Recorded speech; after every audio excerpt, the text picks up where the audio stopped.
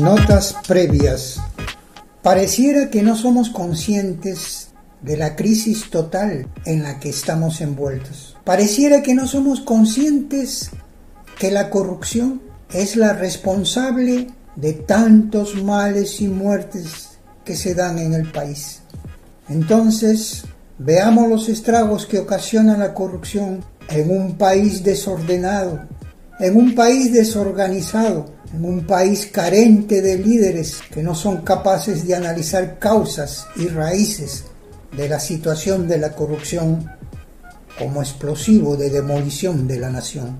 Hay causas tan visibles como la sociedad desorganizada, causas morales, causas intelectuales, espirituales, causas institucionales, culturales, doctrinales, causas antropológicas, y no la queremos ver. En resumen, en todas ellas, olas de crisis, hay un afluente que es el hombre que desemboca en una crisis total que incluye no solo crisis política, social, económica y financiera, sino que alcanza también a una crisis del derecho, vaciada de la cosa justa, para dar paso a leyes modernas, movidas por la ideología de los derechos humanos, donde hasta el lenguaje se ha corrompido. Para saber de toda esta crisis total, es necesario repensar el estado situacional del hombre en medio de esta posmodernidad globalizada que debemos parar con la singularidad país, pueblo de Dios, eminentemente cristiano, que apuesta a la justicia, la rectitud y al derecho. Este tema lo tratamos aquí en Acción 2024.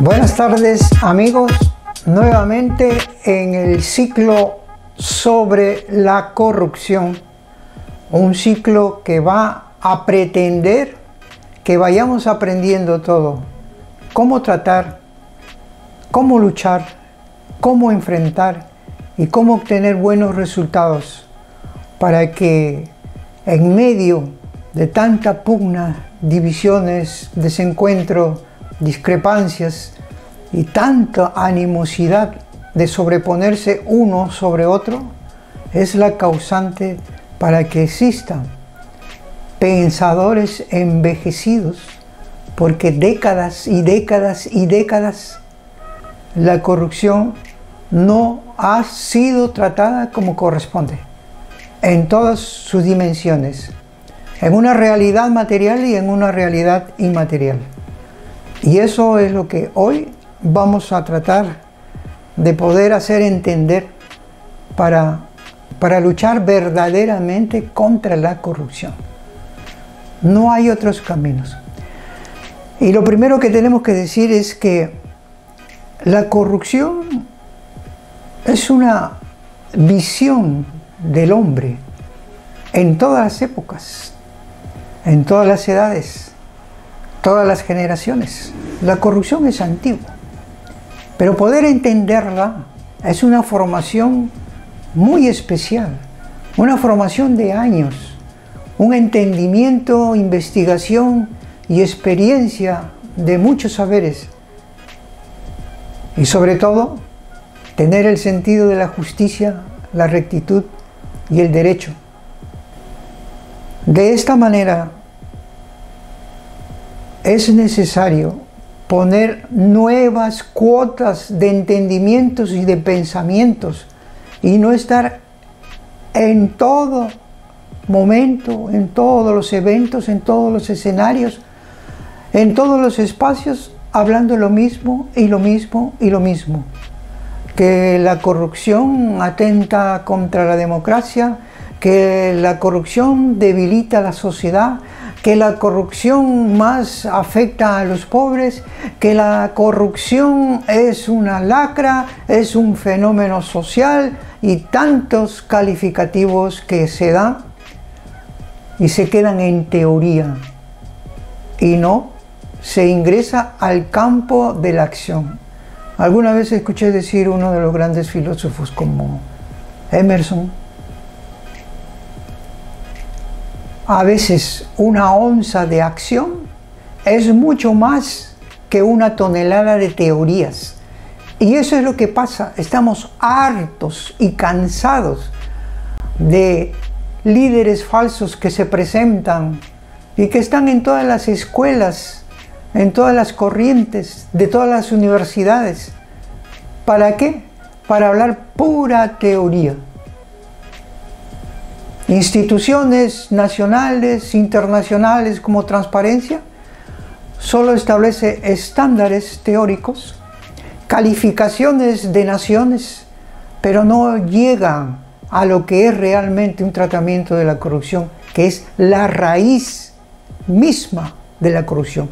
No las manifestaciones, no los efectos, no las consecuencias, sino la raíz. Y por eso te has preguntado: ¿qué significa eso de ver la corrupción con una visión del hombre, pero desde la raíz? ¿Por qué existen esas conductas inadecuadas, esos comportamientos extraviados, esas ambiciones y codicias?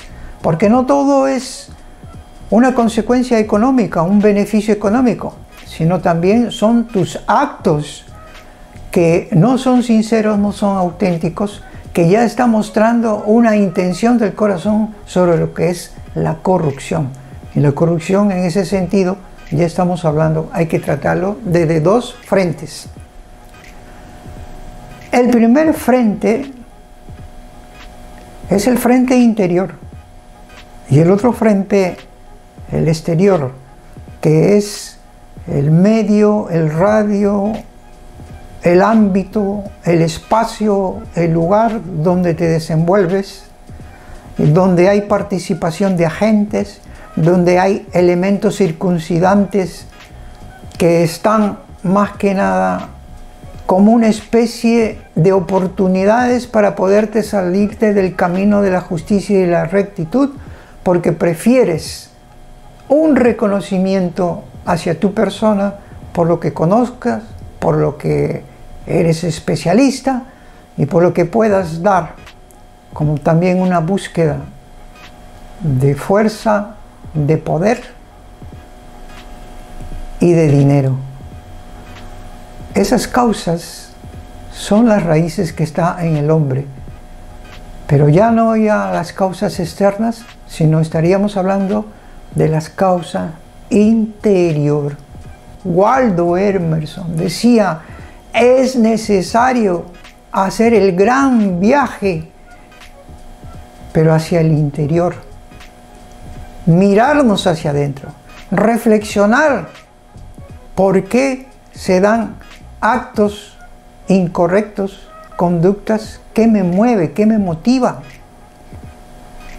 Esa es la raíz para poder tratar sobre la corrupción. Y nosotros combatimos la corrupción desde esos dos frentes. Cuando tuvimos la oportunidad de estar en el CAL dirigiendo lo que es la Comisión de Estudios de Lucha Anticorrupción, ahí participaron muchos penalistas, funcionarios públicos y los que trabajan en la Contraloría, que eran como 4 personas más o menos. Y nos dimos cuenta que son fracciones de conocimiento y de verdad que quieren aplicar hacia un todo, hacia un fenómeno que no se puede combatir desde una perspectiva sin conocer, sin saber la visión de hombre. Porque una perspectiva socialista me da un tipo de visión para poder enfocar este tema. Y una visión de hombre también me da otro tipo de acuerdo a la formación que uno tiene para poder considerar cómo nos situamos en este estado en que vivimos para enfrentar la corrupción.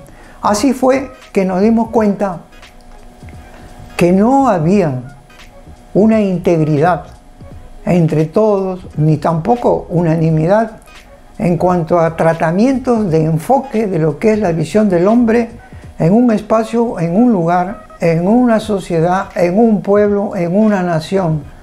Es más, en la vida pública y en la vida privada. Entonces, cuando cometemos ese error de que para opinar y tratar de dar solución a un fenómeno presentado como el que estamos viviendo ahora con el Ministerio Público, la JNJ, la JNE y todo lo que tiene que ver con la administración de la justicia y la afectación más bien a la clase pobre, a la clase más vulnerable. ¿Por qué? Porque no encuentra ese sentido de rectitud y de justicia para poder ser atendido en todas sus necesidades que tiene. Y nos dimos cuenta, y así nos dimos cuenta, que mientras no unifiquemos un enfoque de tratamiento de lucha contra la corrupción, aparecerán muchos líderes falsos, aparecerán muchos lobos disfrazados de cordero que querrán darnos recetas en la lucha contra la corrupción. Llámese quien llame. Por eso es que nosotros consideramos que en el tratamiento interior hay una fuerza que sí puede vencer la corrupción. Y esa es la fuerza espiritual. Es la dimensión ya no de una realidad material, sino de una realidad inmaterial. Pero eso es lo que no se percibe. Y yo voy a leer dentro de un estudio que tenemos propio como ONG Sin Componenda, algunos enunciados que nos ayudan a desarrollar y entender más lo que es una lucha verdadera contra la corrupción. ¿Por qué no podemos salir de este espectro oscuro, turbio, de esta rareza de ambiente, de la atmósfera tan ennegrecida por las malas conductas, los malos comportamientos, las malas decisiones y por todas las inclinaciones que existe para ambicionar a tener dinero, poder y reconocimiento, sin importar que estamos dentro de una sociedad en donde ya se pierde el concepto de la colectividad y el beneficio para los otros antes que las satisfacciones personales. Ese es el marco de la corrupción. Y leemos dentro de ese inmenso cuestionamientos que nos damos desde la fuerza espiritual desde el interior sobre la lucha contra la corrupción. Y decimos, por eso es que la corrupción continúa igual en el tiempo, porque se parte de principios errados. La fuente de la verdad, la fuente de lo correcto, lo que es los hábitos de corrección, la veracidad, la justicia, la solidaridad y el amor, solo son concebidos como conceptos teóricos, conceptos de perfectibilidad humana, conceptos utópicos que aspiran a una perfección ideal, pero están lejos de toda realidad humana porque no cambias, no te transformas y sigues igual. Aunque hables y hables y hables, pero eso ya es idealismo. Pero no hay una fuerza concreta que verdaderamente nos ayude a todos a pensar distintamente, no como piensan esos pensadores envejecidos que están en determinadas agrupaciones, instituciones, en partidos políticos, que están comunidades, están en las dirigencias sindicales inclusive, en las empresariales inclusive, como autoridad son los que más están propensos para no acatar la ley moral interior que existe y que proviene de una fuente moral, ética y espiritual que viene de lo supremo. Nuestra Constitución sí recoge todos esos enunciados porque son valores axiológicos. Y sin embargo no podemos nosotros encontrar la brújula para ponerlos en práctica. Aquellos que consideran que se puede luchar contra la corrupción solo de un aspecto de la ley, otros de un aspecto de la severidad de las sanciones, las penas, las condenas, y otros que no les falta razón en cierta medida construyendo cárceles, pero ¿para qué? ¿Qué es lo que falta? Roles preventivos. La cultura de la prevención no existe. Por eso el aparato del Estado está lleno de manifestaciones de actos corruptos, operatividades corruptivas, que eso durante el proceso de este ciclo, durante la realización de estos programas, vamos a explicar de manera práctica cómo es que se juega con la corrupción. Ejemplos prácticos, cómo engañan, cómo artimañan, cómo esconden la verdad, cómo estafan. Eso por las autoridades. Todo el que tiene autoridad, desde ya está mal formado. Esos son los pensadores envejecidos que creen que tratar en la lucha contra la corrupción es una prédica bonita, hablar bonito, ofrecer bonito, y nos hemos cansado. Presidentes que pasan y pasan y pasan, ofrecen lo mismo y son los más causantes de aumento de corrupción en lugar de mejorar. Por eso estamos ubicados casi un poco más arriba del término medio en los estándares internacionales de lucha contra la corrupción. Pero queremos ser como Finlandia, queremos ser como Singapur, queremos ser como países que tienen bien marcado la lucha contra la corrupción. No engañen porque dicen que ahí no hay corrupción. También hay escándalos grandazos de corrupción, porque es en el interior del corazón del hombre donde sale. Pero todos sí tienen un objetivo.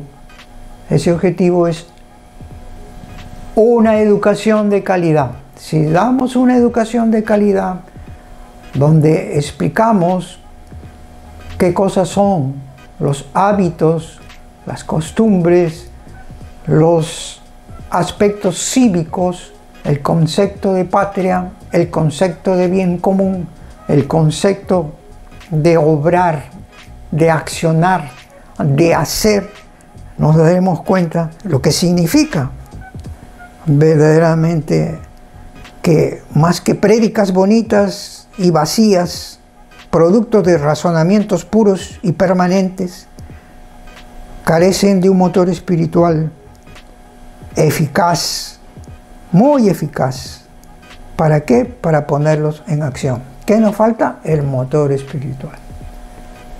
Aquel que no conoce la naturaleza del ser humano no puede recomendar ni sugerir nada. ¿Por qué?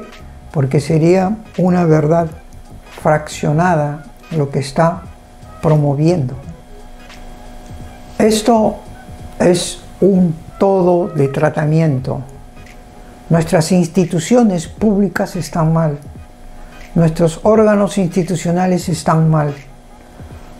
No puede reformar aquellas cabezas que están dirigiendo esas instituciones los problemas de corrupción que existen al interior de su institución, porque no tienen la mayor visión de cómo enfocar, no tienen la mayor visión para poder prevenir, y solamente están estableciendo correctivas, cosa que también nosotros hicimos ver en su oportunidad a aquellos funcionarios de la Contraloría para que comenzaran a establecer un enfoque más distinto.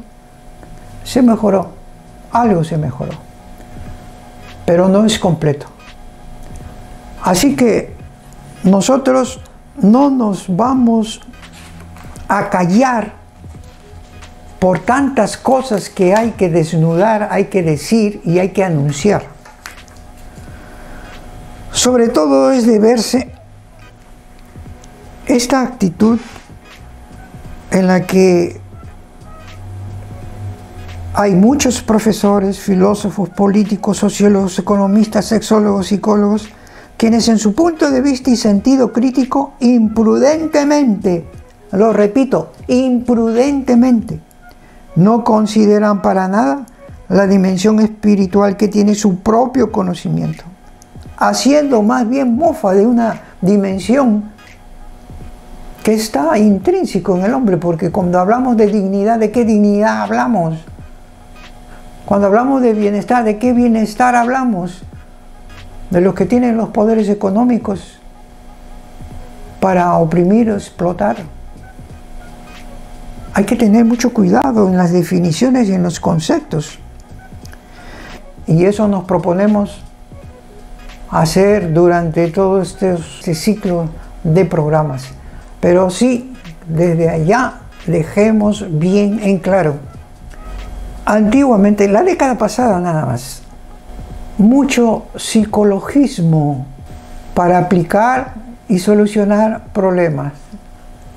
A un psicólogo para que opine de este aspecto social, a un psicólogo para que opine sobre la economía, a un psicólogo para que este fenómeno de inseguridades, de reacciones, de delincuencia, ok, pero el psicólogo tiene su campo limitado y no es capaz de poder opinar sobre el todo de los fenómenos, de los problemas, las situaciones, las adversidades, las dificultades en una realidad concreta.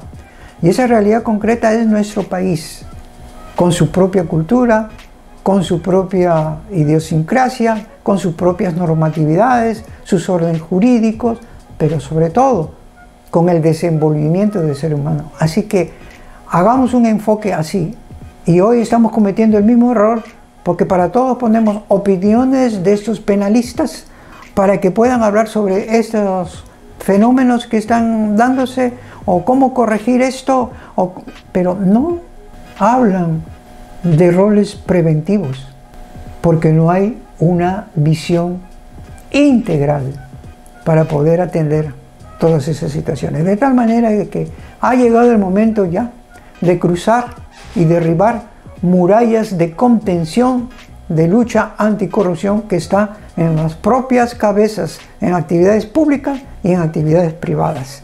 Y en aquellos organismos que se jactan de ser los moralistas, de ser los dueños del entendimiento y de la corrección, como sabemos que existen, en aquellos que están en IDL, en las ONGs feministas que quieren cambiarnos totalmente esa visión, quieren cambiarnos totalmente lo que está en nuestro interior.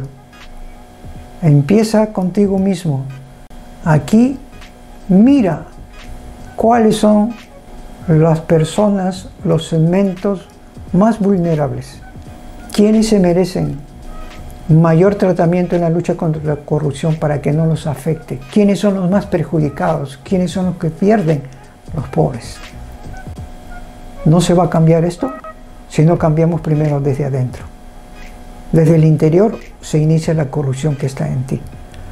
Pero vamos a ingresar en posteriores programas ya a aspectos prácticos de ejemplos, cómo son los modus operandi y las operatividades corruptas que se usen en todos los planos público y privado.